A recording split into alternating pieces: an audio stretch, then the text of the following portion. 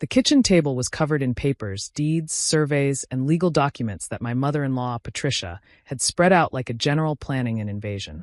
Her perfectly manicured nails tapped impatiently on the wood as she slid another form toward me. "Just sign here, Brooke," she said, her voice sweet as artificial honey. "We're only thinking of what's best for everyone." I stared at the transfer deed for my parents' farm, the pen heavy in my hand. Outside the window of Patricia's pristine suburban home, I could see my father-in-law, Harold, pacing in the garden while talking animatedly on his phone. Probably with their lawyer. Or their real estate developer friend, who'd been circling my family's land like a vulture for months. "I need more time to think about this," I said, setting the pen down.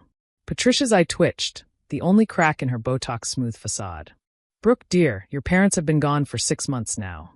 That farm is just sitting there, rotting. The buildings are falling apart, the fields are overrun with weeds. It's worthless land, a burden really." "It's my family's land," I said quietly. 4 generations of Wheelers worked that soil. My husband, David, shifted uncomfortably beside me. He'd been silent throughout this ambush disguised as Sunday dinner, caught between his loyalty to me and his fear of his parents. "Exactly," Harold boomed, entering through the French doors. 4 generations of barely scraping by. Your father was still using equipment from the 1970s when he passed. The whole operation was hemorrhaging money. That was a lie. Dad had been meticulous with the books. The farm hadn't made us rich, but it had been stable. Sustainable. But I didn't argue. I'd learned that contradicting the Ashfords was like spitting into the wind. "We want to help you," Patricia continued, reaching across the table to pat my hand. I resisted the urge to pull away. "Harold knows developers who would take it off your hands. They'd probably only use it for grazing land or maybe a small subdivision, but at least you'd get something for it. Maybe enough to pay off those student loans."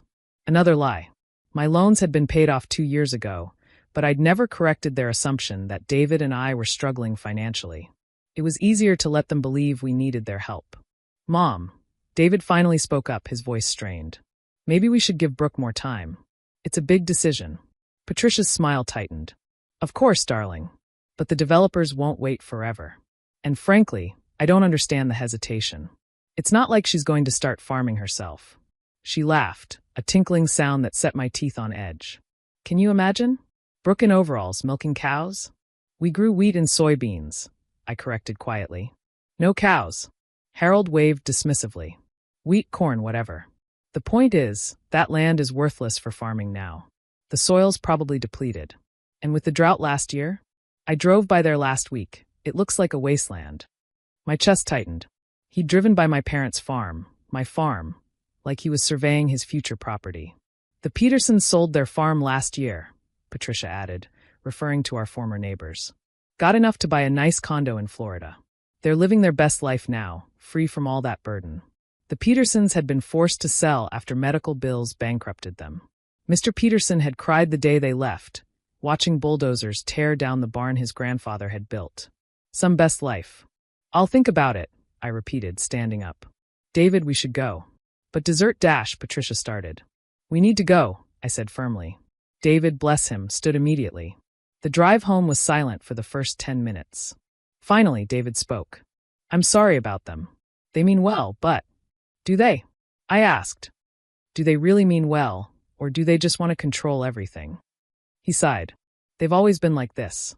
When I wanted to study music, they pushed me into business.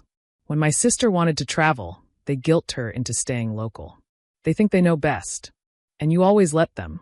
It came out harsher than I intended. David flinched but didn't deny it. "What aren't you telling me?" he asked suddenly. "About the farm. There's something you're not saying." I gripped the steering wheel tighter. 3 weeks ago, I'd hired a surveying company to assess the property. Not for development. I'd never sell to developers, but to understand what I was really inheriting. The report had come back yesterday, and I'd been processing the information ever since. "I need to show you something," I said, taking the exit toward my parents' farm instead of our apartment. The farmhouse came into view as we crested the hill, and my throat tightened with emotion. The white clapboard needed paint, yes, and the porch sagged a little, but it was still beautiful to me. Still home. I parked in the gravel drive and led David to the kitchen, where I'd hidden the surveyor's report in Mom's old recipe box, the last place anyone would look. "Read this," I said, handing him the thick folder. David's eyes widened as he scanned the pages. Brooke, is this real? As real as the debt your parents think we're drowning in, I replied. The survey had discovered something extraordinary. Our farm, all 847 acres of it, sat on one of the largest undiscovered lithium deposits in North America. The surveyor, a jovial man named Carl Morrison, had actually laughed when he'd delivered the results. Your parents were sitting on a gold mine and never knew it, he'd said. This could be worth, well, let's just say you won't be worrying about money anymore. Conservative estimates put the value in the hundreds of millions. With the electric vehicle boom and America's push for domestic lithium production, companies would be lining up to lease the mineral rights. Why didn't you tell me immediately? David asked, still staring at the numbers. Because I needed to think. And because I hesitated. Because I wanted to see what your parents would do when they thought the land was worthless. Now I know. They'd bully me into signing it over for pennies. David's face flushed. They're not, they wouldn't. David, your mother has been calling me farm girl behind my back for 5 years. Your father told everyone at your company Christmas party that you married down, but that love conquers all. They've been waiting for an opportunity to erase my background from your life. He sank into one of Mom's kitchen chairs. What do we do? I raised an eyebrow. This is my inheritance, David. My decision. I know, I just meant. He paused, choosing his words carefully. You're right. What do you want to do? I looked around the kitchen where I'd learned to bake with my grandmother, where Dad had taught me to read soil reports at the scarred wooden table, where Mom had served thousands of meals made from ingredients grown just outside these windows. First, I want to contact that environmental lawyer Mom knew. Make sure any extraction is done responsibly. Then I want to restore this place. Not just the buildings, the whole farm. Sustainable agriculture, renewable energy, maybe even an educational center. David nodded slowly. And my parents? That's up to you. But they're going to find out eventually. The lithium company will probably announce it soon. His phone buzzed. Patricia, of course. He showed me the text. Did she sign? The developer is getting impatient. Tell her we need the surveyor to do an official assessment first, I suggested. For tax purposes. David typed the response. Patricia's reply was instant. That's ridiculous. It's worthless land. Stop wasting time. Let me handle this, I said, taking his phone. I typed, already arranged. Morrison Surveying will be there Tuesday at 10 a.m. to present findings. The response was a series of angry emojis followed by, fine. But this is unnecessary. Tuesday morning arrived gray and drizzly. I dressed carefully, not in the designer outfit Patricia would expect, but in my father's flannel shirt and my own worn jeans. David wore a suit, then changed to khakis and a sweater after seeing my expression. We arrived at Patricia and Harold's house to find them in the formal living room with 2 men I didn't recognize. One was clearly the developer, expensive suit, hungry eyes. The other was their lawyer. Brooke, Patricia air-kissed my cheeks. You didn't need to dress rustic. And you brought the surveyor, good. Carl Morrison entered behind us, carrying a large presentation board and laptop. He was trying hard not to smile. Shall we begin? Harold said impatiently. I have a golf game at noon. Carl set up his presentation with deliberate slowness. I caught him winking at me. So, he began, I was hired to do a comprehensive survey of the Wheeler property. Initially, I assumed this would be a standard agricultural assessment. However, he clicked to the first slide showing an aerial view of the farm. The property spans 847 acres of prime real estate. But that's not what makes it valuable. Patricia scoffed. Prime? Have you seen the condition of those buildings? Buildings can be replaced, Carl said mildly. What's under the ground, however? He clicked to the next slide, a geological map covered in measurements and chemical symbols. In my 30 years of surveying, I've never seen anything quite like this. The Wheeler farm sits on approximately 2.8 million tons of lithium ore, with grades averaging 1.5% lithium oxide. The room went silent. The developer's mouth had fallen open. Harold found his voice first. That's impossible. Very possible, Carl continued, clearly enjoying himself. To put this in perspective, this single deposit could supply roughly 15% of North America's projected lithium needs for the next decade. Conservative estimates value this at approximately $500 million.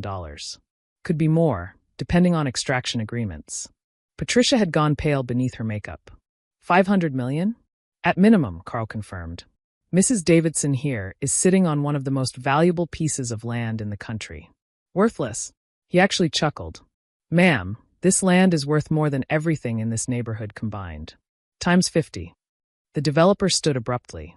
I need to make some calls. Sit down, Harold barked. Then to me. You knew. You knew and you let us. Let you what? I asked calmly. Try to convince me to sign over my worthless land? Pressure me into giving up my family's legacy? Insult my parents' life work. Patricia's hands shook as she reached for her water glass. Brooke, dear, there's been a misunderstanding. No misunderstanding, I said. You made it very clear what you thought of the farm. And me. Now, let's not be hasty, the lawyer interjected smoothly. As family, I'm sure we can come to an arrangement that benefits everyone. Family? I laughed. Was it family when you told David he could do better? Was it family when you tried to seat me at the kids' table last Thanksgiving because I wouldn't understand the adult conversation about investments? David stood up. Mom, Dad, I think we should go. David, Patricia's voice cracked. Surely you see, this affects you too. You're our son. This wealth should be Dash. Should be Brooke's, David finished. It's her inheritance. Her decision. Harold's face had turned an alarming shade of purple. You'll regret this. Both of you. When she kicks you to the curb with her newfound wealth, Dash. Like you tried to do to her when you thought she had nothing? David shot back. It was the first time I'd ever heard him stand up to his father. We left them there in their perfect living room with their shattered assumptions. Carl Morrison followed us out, barely containing his glee. That was even better than I imagined, he said, shaking my hand. What now? Now, I make some calls of my own, I said. Starting with that environmental lawyer. Over the next months, everything changed. 3 major companies bid for the lithium extraction rights. I negotiated a deal that would protect 200 acres around the farmhouse, ensure environmentally responsible extraction, and provide jobs for the local community. The signing bonus alone was enough to restore the farm and create the agricultural education center I'd dreamed of. Patricia and Harold tried everything: guilt manipulation, even a laughable attempt at a legal challenge claiming David was entitled to half as my spouse. Minnesota law and our prenup, which they'd insisted on to protect David's future inheritance, shut that down quickly. The best part came 6 months later. We held an open house at the restored farm. The old barn had been converted into a stunning event space, the fields were green with organic crops, and the education center was hosting its first group of students. Patricia and Harold showed up uninvited, of course. They found me in Mom's garden, teaching a group of kids how to test soil pH. Brooke, Patricia started, her designer heels sinking into the freshly tilled earth. We've been thinking. Have you? I asked, not looking up from the soil sample. We may have been hasty in our judgment. Family should stick together. I finally looked at her. Really looked at her. She seemed smaller somehow, diminished. You're right, I said. Family should stick together. Which is why David and I are having Thanksgiving here this year. You're welcome to come, of course. But you'll sit at the same table as everyone else. And you'll treat every person here, farmer, student, or CEO, with equal respect. Harold spluttered. After everything, Dash. After everything, I interrupted. I'm offering you a chance to be part of our lives. Our real lives, not the sanitized version you tried to create. Take it or leave it. They left. But a week later, Patricia called. They'd come to Thanksgiving. They'd follow the rules. They wanted to be part of their future grandchildren's lives. I smiled as I hung up. Mom always said the land would provide for us. She just never specified how. The farm thrived. The education center grew. And every morning, I had my coffee on the porch Dad had built, watching the sunrise over fields that some had called worthless. Carl Morrison stopped by occasionally, always with the same joke. Still sitting on that worthless land? Absolutely worthless, I'd reply, and we'd laugh. Because the truth was, the lithium had made me wealthy, but the land itself? The legacy, the memories, the sense of belonging to something bigger than myself? That had always been priceless. And no amount of pressure, no perfect manicure or expensive lawyer, could have made me sign that away. The Ashfords learned to appreciate what they'd almost lost. Not just the money, but the connection to something real, something that couldn't be bought or sold or manipulated. And David? He enrolled in the Sustainable Agriculture program at the local university, finally pursuing something he chose for himself. Sometimes the best revenge isn't revenge at all. Sometimes it's just standing firm, knowing your worth, and letting the truth come to light in its own time. Even if that truth happens to be worth $500 million.